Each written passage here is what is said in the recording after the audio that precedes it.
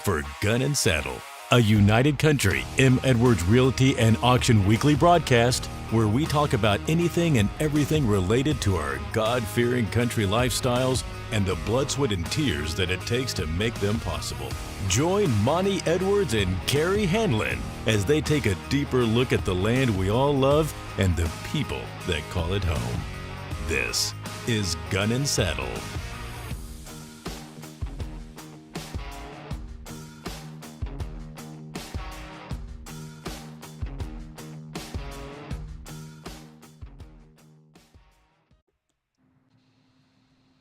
So we're going to get right into it today. We're pleased to have with us today Jason Gandy. Jason's with us from Capital Farm Credit. And Jason, I appreciate you coming on. We were a little bit slow getting started today because we were, as we always are, battling with technology. We were trying to get everything working, but we finally did get this up and running. I hope we've got you guys out there listening. Jason, thanks for joining us. Thanks for having me. Appreciate it. And we've got Carrie and Maddie on in here with us. So I just wanted to see if we could get you in here today. This has been I think it'd be an understatement to say the last year and a half has been some challenging times and changing times in the real estate business. I can't tell if we're on right now. Are we live? Yes, we're live. Well, it's not showing our deal. What happened? I'm not sure, but we are live. Okay. Anyway, I thought we went off. Sorry about that, Jason. But anyway, to say that this hasn't been a period of change and flux in real estate would be an understatement. Would you agree? Absolutely.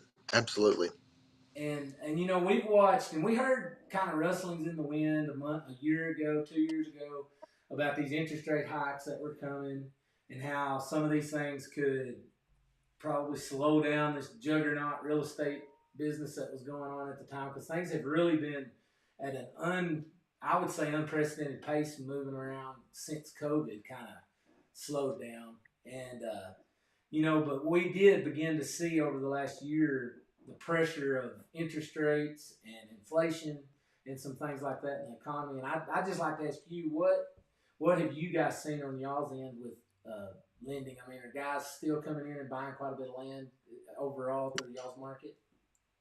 It's absolutely made an impact on our business.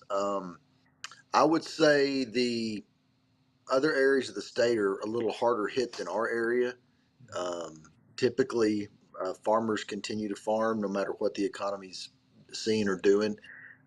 Obviously, the interest rate pressure adds another layer of difficulty to these purchases. But when we see an ag tract pop up, we always have several guys that are interested in wanting to buy. It has slowed our business in the other areas of the state. But as far as overall, we were still seeing growth. It's just not what it was, in the year before that, where we had record numbers across the state. That was a exciting time to be in lending with the low rates and the pretty favorable terms for all these both parties concerned. I mean, it was a good time for buyers and sellers, and I'm hoping we get there again. I think it's going to be a little bit before we turn the corner and get back to some kind of normal. Well, I like walking in high cotton, but you always know when you are that you better enjoy it while it lasts, huh? Because Makes it a bit a little sweeter. Downs, but we didn't really get a chance to do a formal introduction of you when you came on, but you tell everybody out there a little bit about yourself and kind of where you're located in Lubbock and what your position is with Capital Farm Credit. Okay, yeah, I'd be glad to. I'm born and raised here on the South Plains.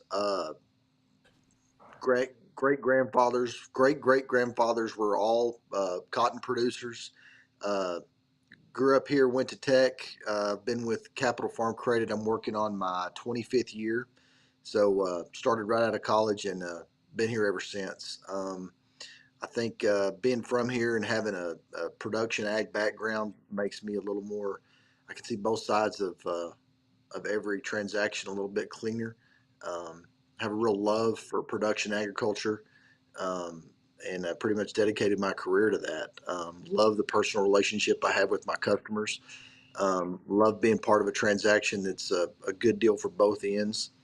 It's always a pretty cool thing to be a part of when somebody buys buys a farm, buys a ranch, maybe fulfills a lifelong dream to actually own land. And we get to do that every day. It's a great place to work. Great job to have.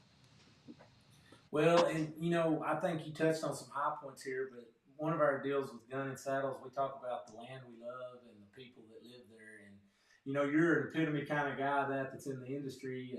A lot of our people in our office are the same way. I mean, we've grown up here, we live here, we know the area.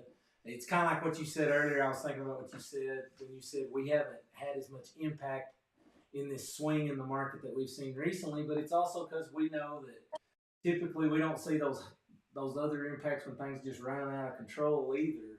And in some ways, I guess that stability that we can appreciate sometimes when we're when we're wanting to be up there where everybody else is, and you see that things start to change. You're kind of glad that you don't jump back and forth quite so much in that part of the world. So. Absolutely. Yeah, but one of the things that we wanted to talk about today, because we've been trying to, you get creative when you face pressure and challenges. Like you said, when it's easy and everything just falls into place, it makes it look like anybody can do this. But when you're out trying to like say for instance, let's draw a hypothetical. Farm comes up for sale next to me that is a once in 20-year opportunity, and it doesn't matter as much about that one that the interest rates are high or that there's inflation, because I need to buy that farm in my business plan and not let it get out of sight or miss it. And if I miss it, I may not have the opportunity to buy it again in my lifetime. So I know you guys have been working on some different products out there, and I thought I'd give you a chance to talk about that a little bit. One that I know you and I talked about a little the other day was this convertible loan strategy that y'all have. Could you explain that a little bit to everyone? Yeah, that's you hit on it perfect. Every farmer has got a story of a farm they should have bought, the one that got away. But I've never had one guy in 25 years come back and say I shouldn't have bought that farm. It's land is the best investment there is. I know I'm biased. I'm in the industry and I've grown up here, but they're not making any more. So when it comes down to it, we just try to factor everything in to the deal to see a really good benefit and how it's the benefit, pros and cons of purchasing a property. Um, I've really tried to, on one hand, rates are high. On the other hand, when you really look at it, especially an improved property, there's tax benefits, depreciation, some things that'll help you on that end that really make it can kind of level it out when you come to talking about an interest rate hike.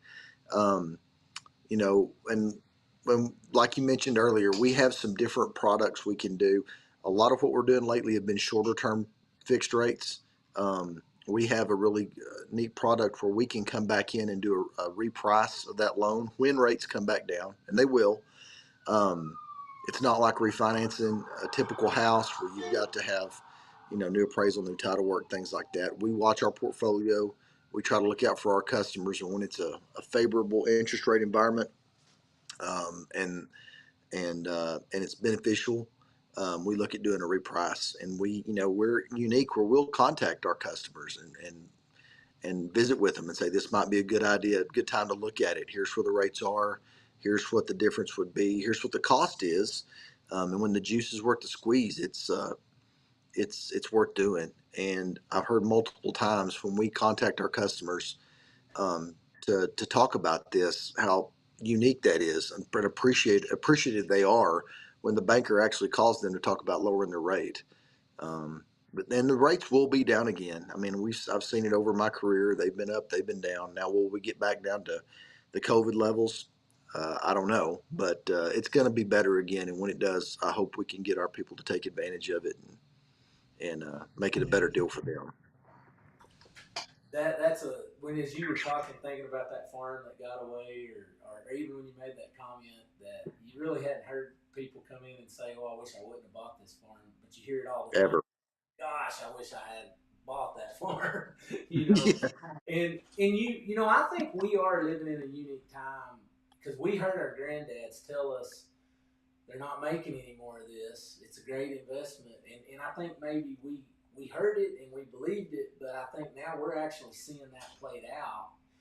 One of the things that we talk about a lot is that we have some of the most affordable land in this part of the world still, even though we've seen increases over the last several years. And I know my granddad would probably faint if he saw what some of this land's selling for now, but at the same time, you get to looking around, and we are bringing in outside buyers sometimes on some of this land because they're looking for a place to invest, and this still is one of the only places in the country where you can try to pencil things out, and you can't always pay completely for a farm, but you can still have a process or a plan to try to have a plan to pay for it. And especially if you're a guy that already owns land and you understand that your asset value is increasing with this increasing price, because that's one thing I think people miss sometimes if they already own land.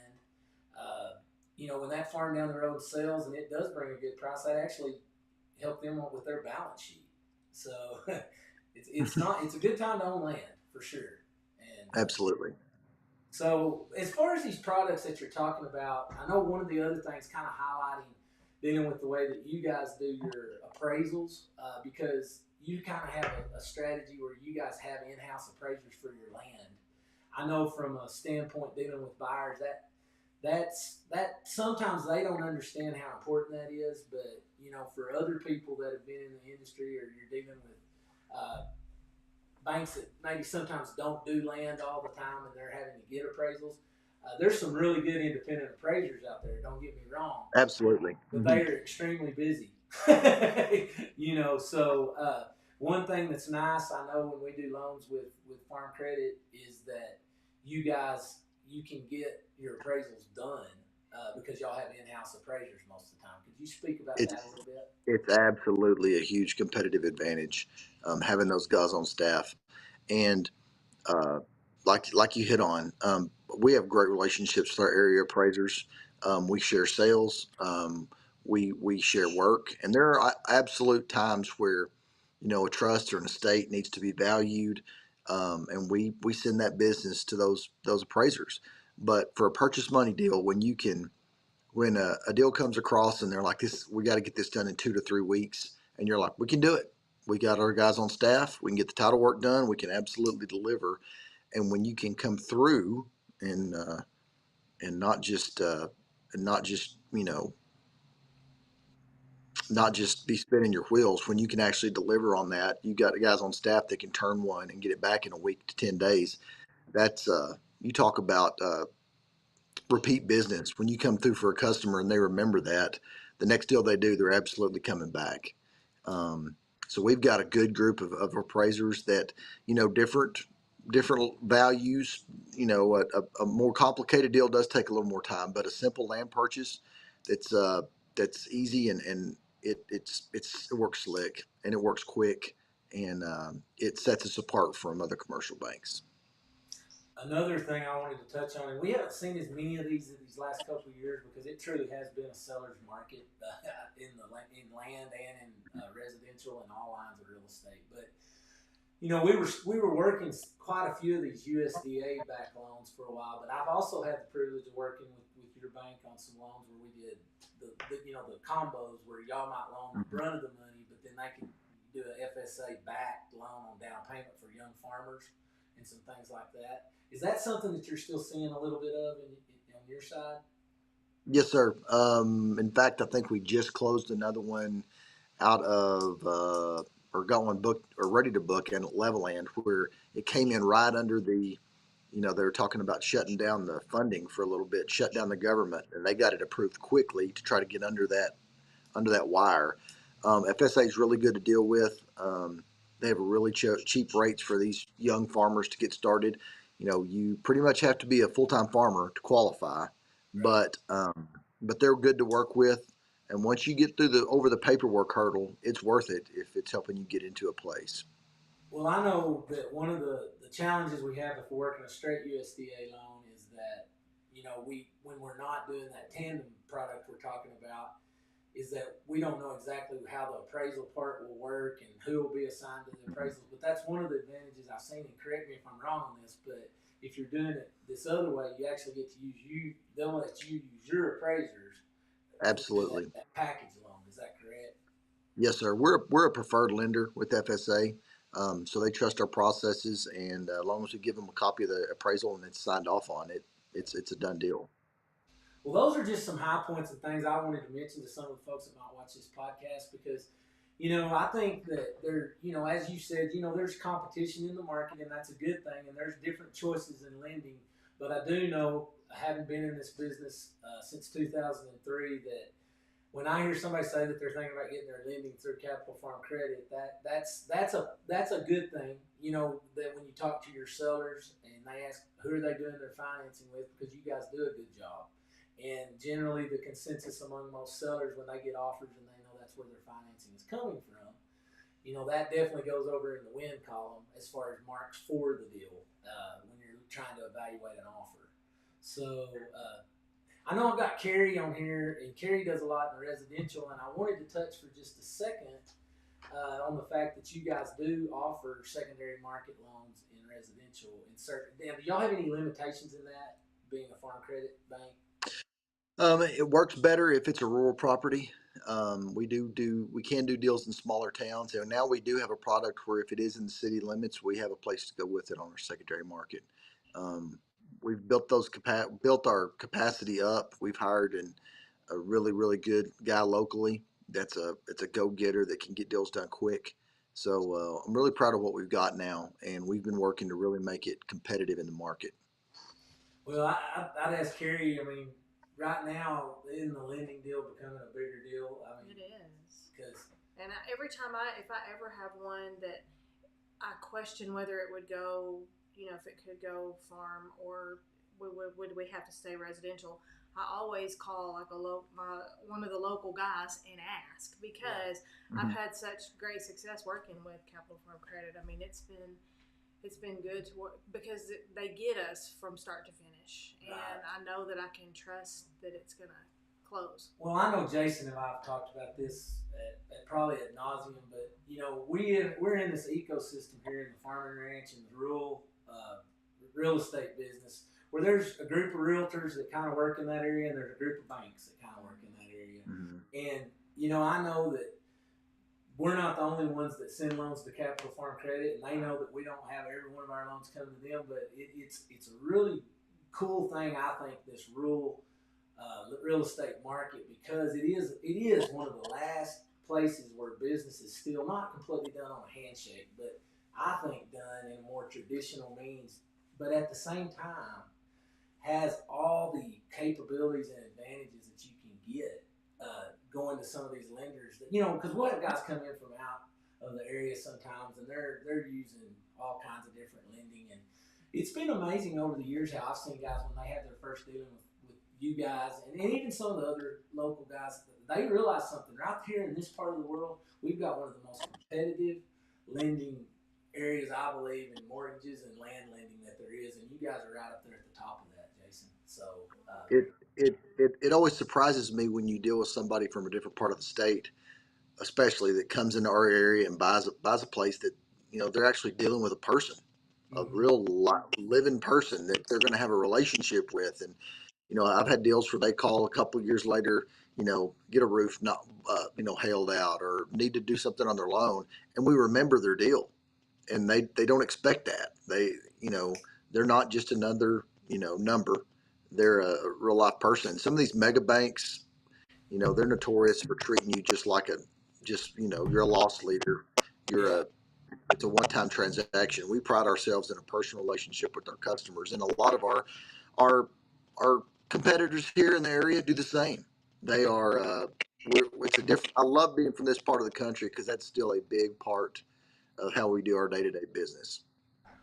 It reminds me of something that my granddad told me, because my roots are in the business side of this. I started out in crop insurance and in property and casualty with my granddad in a family business, and I remember right when we first started that one of the things that he told me is he said, "Look, I didn't make a living and make a business out of running other people down."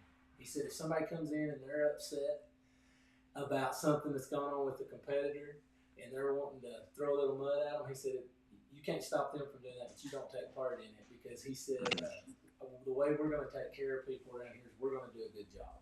And I think that's a culture thing that's in this part of the country, and it's definitely the way you guys operate. And it's something like I was trying to touch on a while ago, and I was just talking about our little ecosystem we have here. So It is. What one of our competitors actually calls it the rules. You know, we see each other around. We're friends. We bounce things off of each other.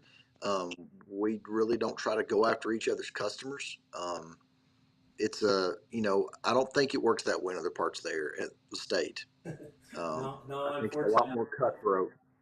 and But we're all in the same boat, pulled in the same direction. well, I can't tell you how we appreciate you coming on. And you know, the thing about it is if anybody is needing anything with you guys, I know that you'd be a great point of contact there at the Lubbock office. But you guys have got, I know we've got Graham over here in Littlefield and Chase at Muleshoe, and then you've got guys in all these little local offices in Levelland. And of course, you got Sean and some of the guys there in Lubbock as well. I'm working a deal with Sean right now. But Absolutely. just really do appreciate the fact that, like, when we talk about this, everybody's on a first name basis. So, And we are the largest ag lender in Texas. You know, Dalhart to Del Rio, El Paso to El Campo. We cover it all, so we can help you wherever, whenever. well, we appreciate you coming on, Jason. I know your time's valuable, and we really do appreciate having you here today. Thanks. Appreciate y'all. Thank you. Thank you. See ya. I really do appreciate the fact that we got him on. I know we've been trying for a couple of weeks to make that work. He's a busy guy, and he gave us some time there. Neat, and I'll tell you that if you need something in that regard and you want to get their contact information, you know they're easy to find. You can look them up online, but you can also just give us a call and we'll help you get in contact with them. Something that we want to do on Gun and Saddle over the next year, and I want to make this something kind of obvious. About once a month, we want to bring on a lender like this, and we want to bring them on and we want to interview them and talk to them. You know, give them a chance to kind of let you know we've got a really neat little environment here in this part of the world with some guys. I mean, and what I told Jason a while ago, I've told people this a lot when they come in and they're not from here. You can go get your lending anywhere, but you're not going to do any better than you're going to do right here in our little 806. And I know they're bigger than 806, but for us in this area, we're really fortunate. So I know Carrie, dealing in the residential's got some other folks in some of the residential lines that are like that as well. And it's nice to know. It's nice to be on a first name basis.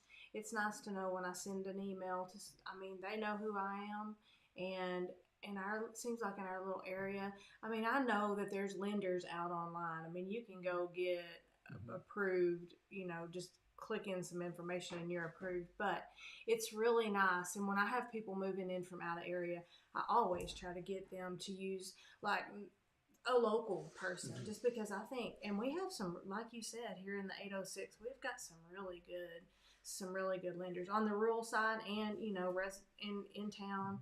We've got some really, really good lenders out there. The light bulb moment for me always with them is when they realize sometimes they got me a better deal.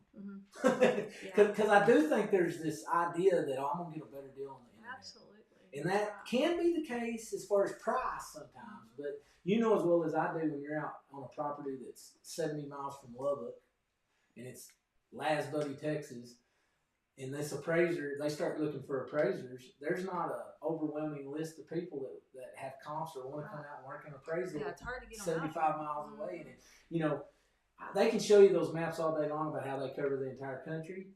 But that's where it really shows up to me is when it comes time to, and look, we know since Dodd-Frank, they've got that buttoned up. I mean, banks don't necessarily get, like when you get into residential, they don't get to pick appraisers. But they have, what would you say, a stable of appraisers that are approved to do business with them if they're working in a region that are versed in that area. So that's what you got to think about if you're using an outside lender.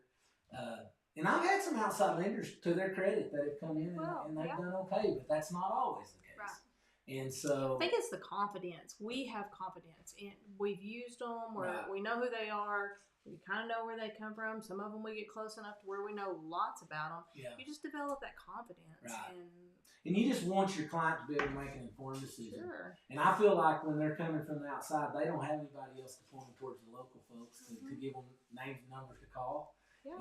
And so I think that's something that we really try to offer to our clients is just, hey, we can help put you in contact with people if you need a lender. That's right. So, as we get ready to go into this next segment, I would encourage any of y'all, if you guys are thinking about selling your home or thinking about selling land right now, like Jason said, interest rates will come down, but there is a lot of uncertainty about when. And there's also a little bit of uncertainty about are they going to go up before they go down. And I will say right now that one thing that is still a good thing, and you heard that from what Jason said, is we really haven't seen big price reductions yet. Now, we've seen some flattening, and we've also seen some areas where people were maybe reaching for the stars a little, and they've come back to reality. But for the most part, we have not seen what I would see any type of a market fall or a market collapse in our local markets. And so if you are going to sell land in the next year, 6 months to a year, or you're going to sell a house in the next 6 months to a year, if you were to ask me today, and I get asked this a lot, should I do it now or wait? I don't see a lot of things saying that there's a big, strong reason to wait. Right. Because I would say there's always a possibility that something could happen in the next 3 months. But with us going into an election cycle and us having a lot of things going on with fuel prices and inflation, I would venture to say that if there's a tendency to think, I think things could start to slow down before they speed back up. Would you agree with that? Mm-hmm. And I would also say this, if you're in a position and you're selling something right now, or if you're in a position to get a deal done, I would get it done.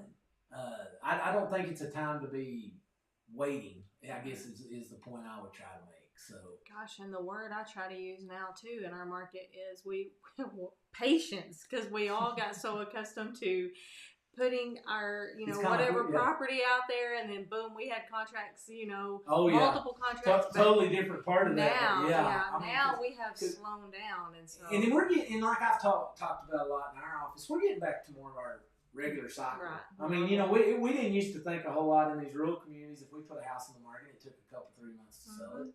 That wasn't unusual because you have a fairly small pool of buyers, and you've got to find that buyer. And if you're going to try to get a good price, I mean, it takes a little time. Sure. I think it's a time for real estate to where if you're a real estate agent or a real estate broker that's made a habit of really taking that on as a commitment to try to help them get a property sold, these are the times where you're going to shine, because you're going to be out there and you're going to be working for your client. We do lots of things and it worked throughout the time when it was really good, but quite honestly, there was a lot of things that worked when it was really good that won't work right now. Right. Would you agree with that? I do. Yeah.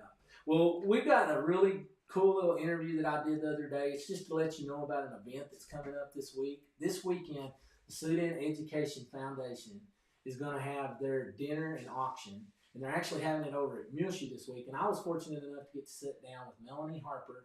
I believe she's the president of that organization now, and we had a little interview the other day, and she told me kind of what they had planned and how they were using that money and what they were doing in the community. So we're going to go to that now, and then we'll be back when that's over to have our little round of trivia like we always do, and we look forward to seeing you here in just a little bit. Okay, guys, I'm here today. I've got a real exciting interview. We've got some information that we're going to have for the people in the communities. We've got an upcoming event that's coming up, and I've got Melanie Harper here to talk to me today about it. Melanie, you're the president, correct, of the Sudan Education Foundation? Yes, I am. Well, thanks for joining us. Thank you for having me. Tell us a little bit about the event that we have coming up. I guess it'll be, what's the date on that event? October 7th, we are hosting the Sudan Education Foundation Dinner and Fundraiser. We are having a silent auction, a live auction, and performance by the Penny Lawrence Band. And it'll be held at the Desert Rose Event Center in Muleshoe, Texas.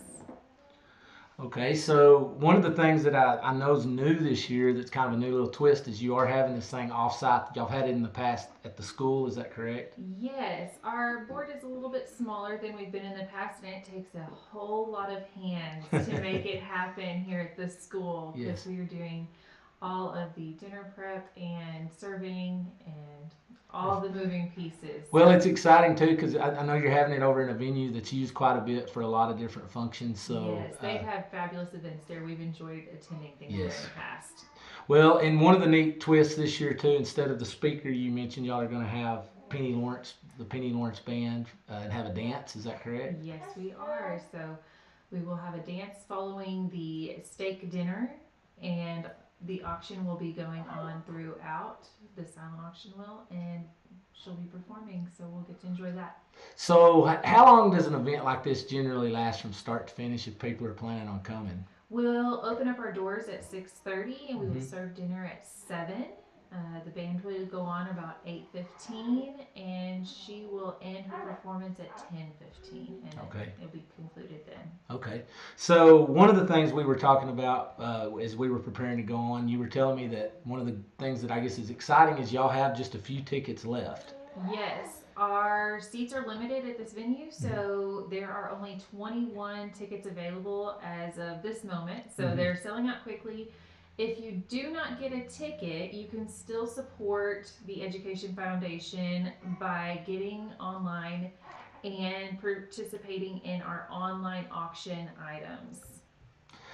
Now I know one of the things you mentioned about the online auction is that you're going to have these basically silent auction items that people can come online and bid. And then also the night of the live auction, did you say y'all will have one item that will be Yes. kind of a hybrid type item that's going to be bid Yes. on as well? We haven't decided which one it'll be, but we'll have one item that will be hybrid. The live auction can also take in online bidders at the moment of the auction. Oh, that'll be cool. So, are y'all going to be streaming the auction online, or is that something that Yes. people can watch online?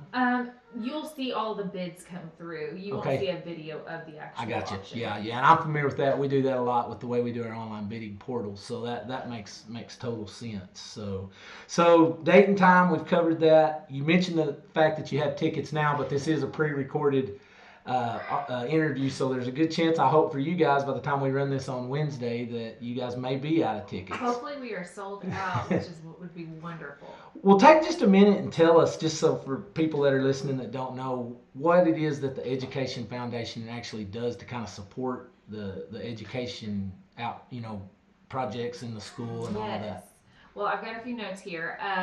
One of our main things that we are supporting in Sudan ISD is the dual credit reimbursement program. As students sign up to take courses through South Plains College, after they have completed the course and passed, we are reimbursing their tuition. So as they're leaving Sudan High School, they are leaving with free college courses if they've passed them. So far, from fall 2019 through spring 2023, we have supported 140 students. We have paid for 228 courses, which totaled $29,520. So what you're supporting is our students getting into the workforce with a leg up before they get there. They are leaving our community with college hours in their pocket, ready to go on to the next step. So far, we've received $18,500 in grants from Xcel Energy from 2019 through 2022, and that also helps pay for our dual credit reimbursement program, and we hope to continue this partnership with Xcel Energy in the future. Right now, and the other portion of what we're supporting are grants for our teachers and staff in the school district. So we are filling the gaps for innovative learning and technology for our students. So in the last 5 years, we have total supported $116,000 in grants for the students and teachers. So this last year, we had support the grants for Generation Genius Science kits for the science program, athletic character education for the athletic program. So it's not just one program or another. We're very diverse in what we're supporting in the school district. And then we also support the district internet filter and curriculum resources to improve that for our students, because it's important to make sure that they're only getting what they need. Over the past years, we've supported 3D printers, drone programs, microbiology lab equipment, digital microscopes, activity room equipment that integrates technology into the movement of our children and improves the content of what they're receiving doing their physical education. Um, so we're getting amazing programs in Sudan that are making the education of our students different than what they would normally receive.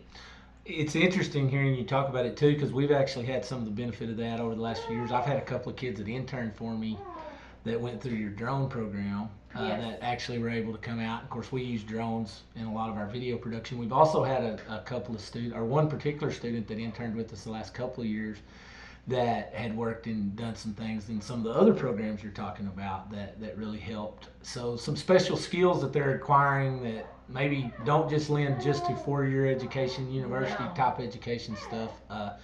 Which I think today's important because there's different tracks people can get on, and I think that's kind of one of the things that people are looking for now is they're wanting to find a way to have a broad approach where you're not just focused in going one specific direction. Yes, we're making our students much more marketable as they're leaving Sudan ISD. Right. They're having a very diverse education, and we're filling in the gaps so that they can have more opportunities to expand those opportunities.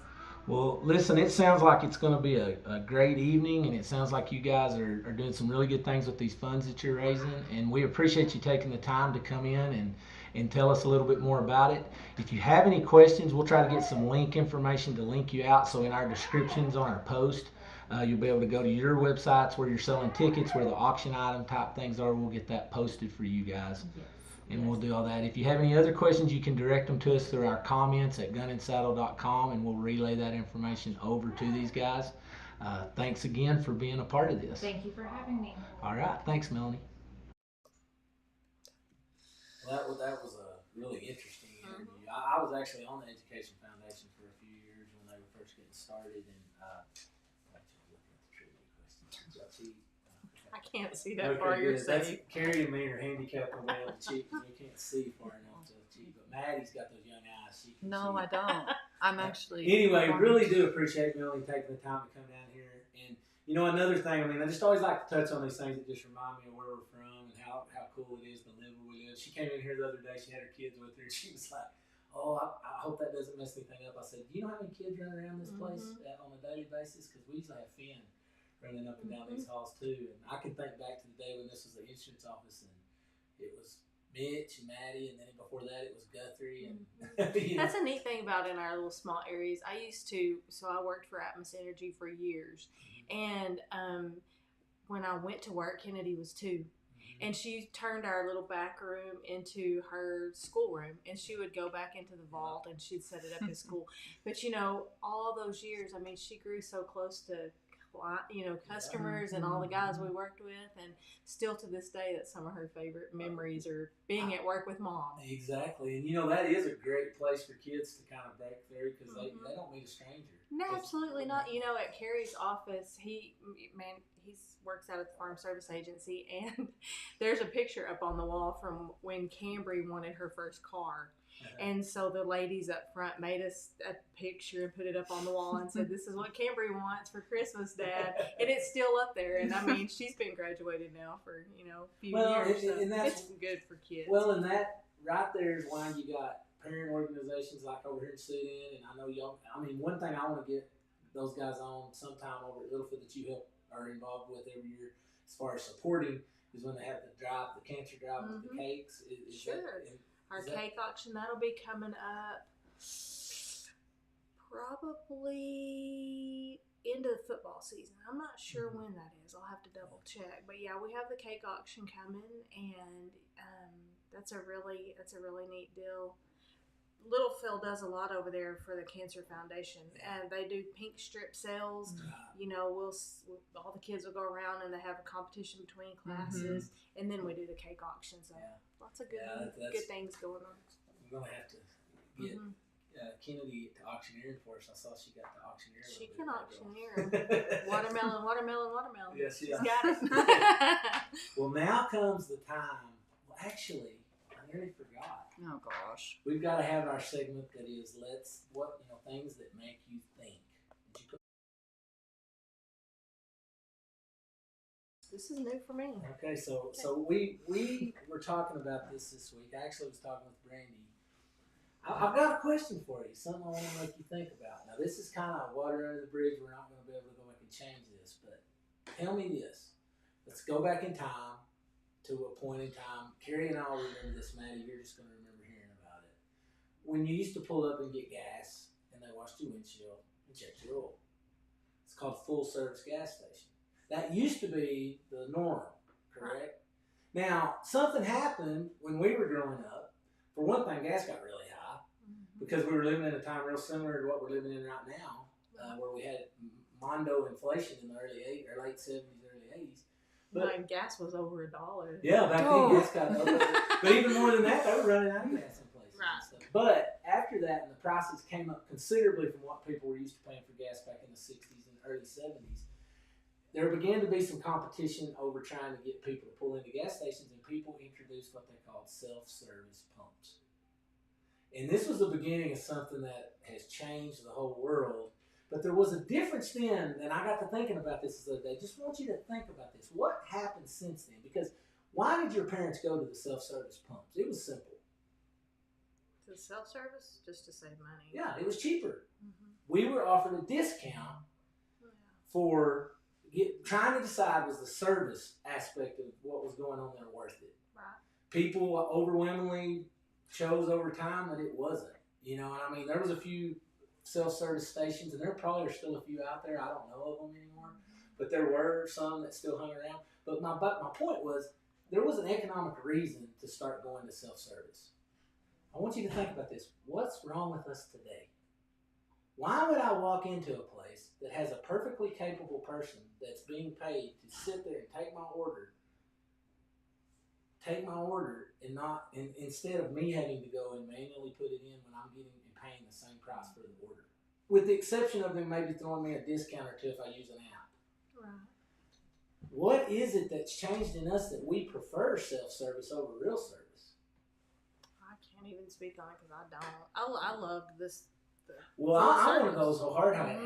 I'm gonna go in Walmart. I don't go in Walmart very often, but when I go in Walmart, I'm gonna go through that full service line as long as there is one. The reason I'm going to do that is because good luck, because those are getting fewer. I know, and the reason they are is because everybody will go through the self-service ones. What they did when they first put them, if you remember, they put one or two, but they wanted to see if people would use them.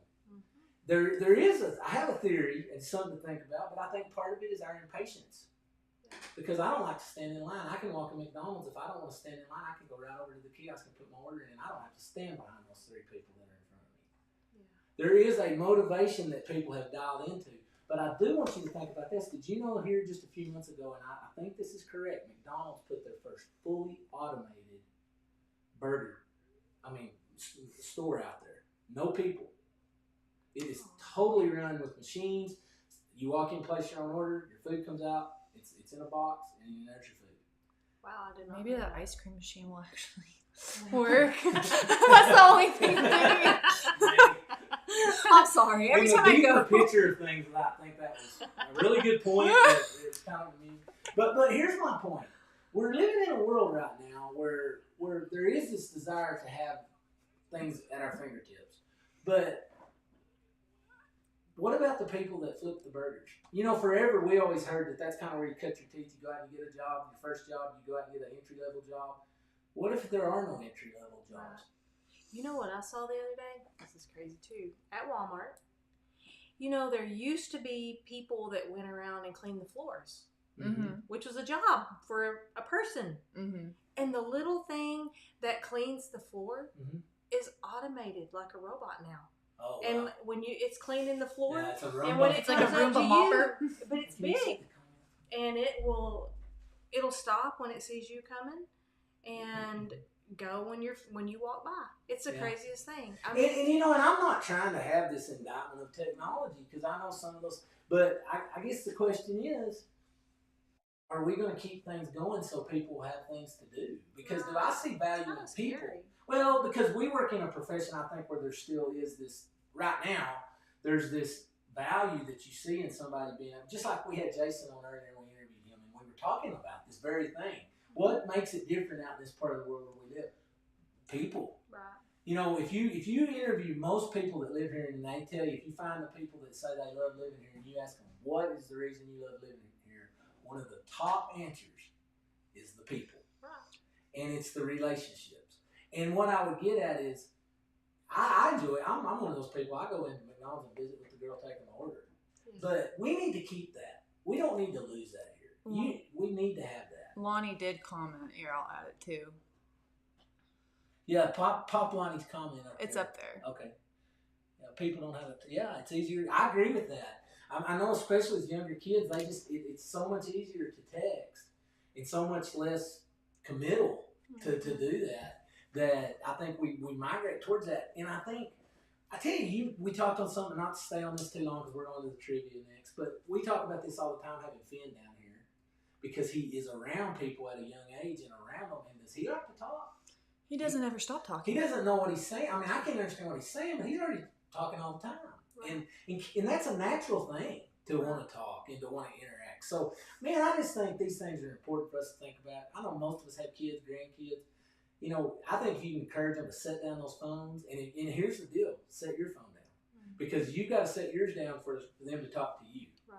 And so a lot of times when we go home, I mean, we've been sitting talking about this a lot. We'll be sitting at the house and we may be 4 or 5 of us having family time at the house, and we may all be looking at our smartphones. And it just would be good to put them down sometimes. I will say, I do think you're starting to see some people get to be more to that point of they don't want necessarily just a self-service. I've seen a lot of people say they get annoyed when they want to check your receipt when you're walking out, and they're like, well, then check us out and make sure we're doing it right. Like, you're relying on us to handle this, well, then you should allow us to do that as we please. And so there's a grocery store, Kroger, I think is what it's called. They actually are they started something along the lines, I can't remember what it was exactly. They were either taking their self-checkout lines out, or they were going to start adding way more of just like the normal checkout lines. So I do think you're seeing more and more people start to like really. That's encouraging, Maddie. I like to hear that. Thanks for sharing that. You're welcome. Well, that really is encouraging, because I think we need to kind of pull the needle back somewhere in the middle there.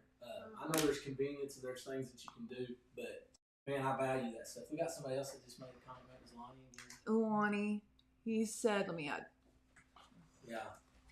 Yeah, I agree. I agree that too. I think it did show people that being alone and isolated is not good. Right. The other thing about that, I talk to guys that say what we don't realize is there's a lot of people that haven't ever come out of that isolation. And all of these things that we created that make it possible, make it easy for them to not live in a world with other people. Right. So, you know, we're supposed to care about other people. Y'all, thank God I gotta be careful with you guys in this. I have not been looking at those questions. Okay, now's time for the trivia. Everybody always looks forward to this. Because I have the answers. That's why I'm here. I can't wait. Okay, so we're going to start out. Question number 14. I don't think either one of y'all will get this. I don't think anybody in the audience will get this.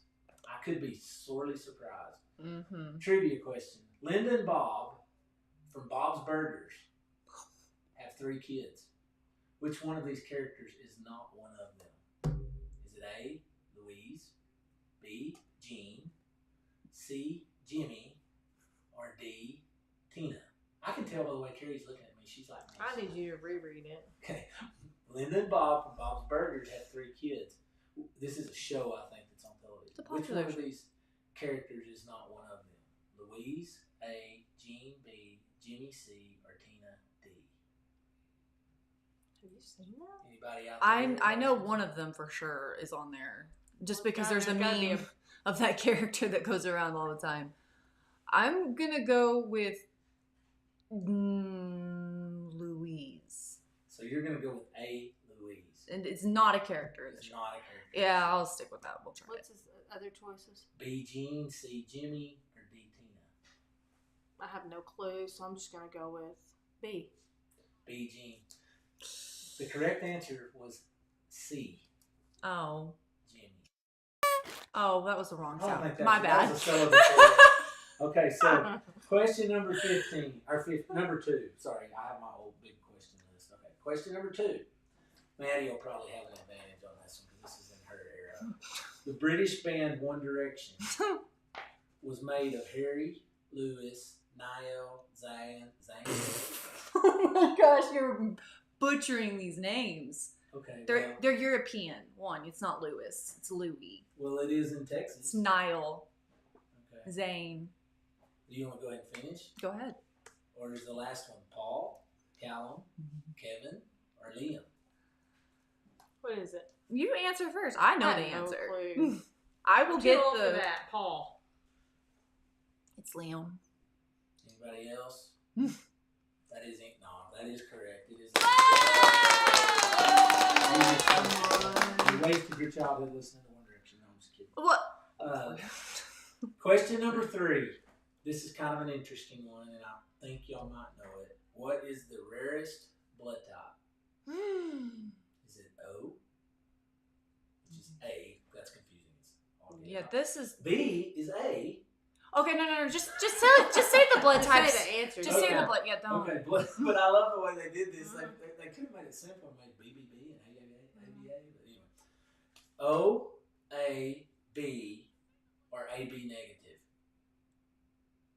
AB negative. Maybe negative, I think too. Both consensus, AB negative? That is correct. Yeah. Mhm. So,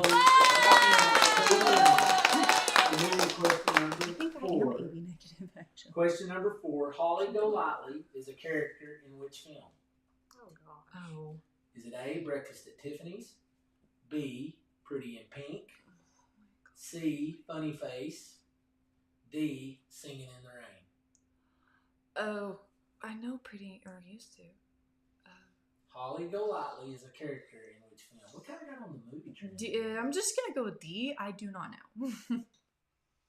You're gonna go with D. You're not even gonna. Oh, D. You Yeah, I'm just gonna go with D. Singing in the Rain. I don't Okay. know. I'm gonna go Pretty in Pink. Pretty in Pink. Y'all are not guessing very well. It is Breakfast at Tiffany's. You're doing too many. Okay, I'm gonna give you. This is one that y'all ought to get. Oh gosh, that's Okay. stressful to me. In The Wizard of Oz, the Tin Man wanted to see the wizard about getting what? A brain, B, an oil can, C, a dog, or D, a heart. D. It's a heart. Y'all both agree? Heart? Mhm. Yeah. Okay, bonus question. Which one of these characters, no, we're not going to do that. That was stupid. Which U.S. state is known as the Sunflower State? Is it A, Florida, B, California, C, Maine, or D, Kansas? Going D. Kansas. I think I'm gonna go D. I think you're correct. Okay. So technically, Alwani also got it correct. oh, sorry. So. Donnie, we didn't- Okay, so technically, I guess Maddie won this week, but it's because of the softball One Direction question. So. But Don't pick questions you think I'm gonna know So the answer smart. to. we're gonna do 80s trivia next week, I mean, let's go. Oh gosh. or 90s trivia. Yeah. 90s trivia. We're gonna do 90s trivia. At least next week. one. Or late 80s, early 90s trivia. We're gonna do that. That's when I was paying attention, sort of. Ish. So yeah. So anyway, no, guys, we really appreciate y'all joining us this week. We're going to continue to try to bring these interviews like we had this last week. If you've got somebody that you think would be cool to have on the show, we'd love to have your suggestions. We're going to run our outro, we call it, here at the end, where we post that email. But that you can send those emails to comments@gunandsaddle.com.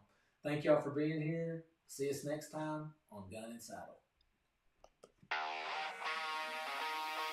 Thanks for watching Gun and Saddle, a United Country M. Edwards Realty and Auction weekly podcast. Have an idea for a future episode, comments, or suggestions? Email us at comments@gunandsaddle.com. Remember to subscribe or follow us today. Join us again next week for a deeper look at the land we all love and the people that call it home. This is Gun and Saddle.